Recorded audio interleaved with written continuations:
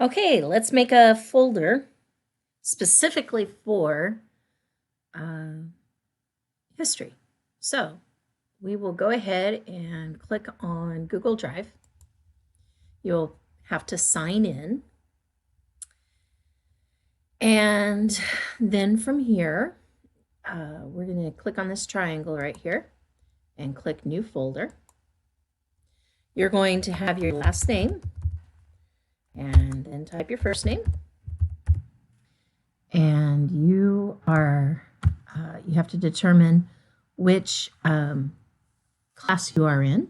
So put a, for this example, I'm going to go period 2. And period 2 is letter C. And you can see the letters down below right here. So if you're in a different class. And then you go ahead and put an underscore and type history.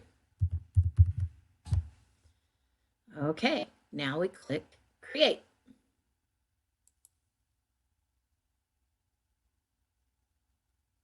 Okay, so from here, this is our folder. This will need to be shared with me.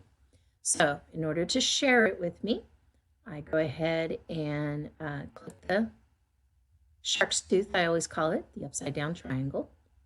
Click share. And you will need to share it with me.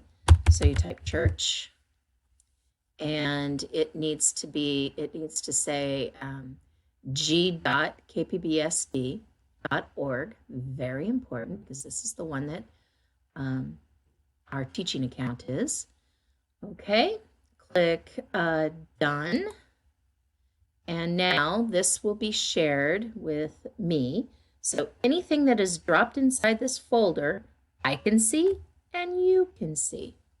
Okay, so of course up here, you're not going to put Church Shelley. You're going to put your own name.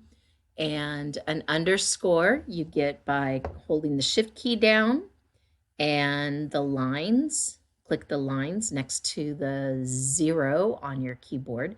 So shift, underscore, and this folder will be shared with me. So everything in here I can see and you can see. Thank you.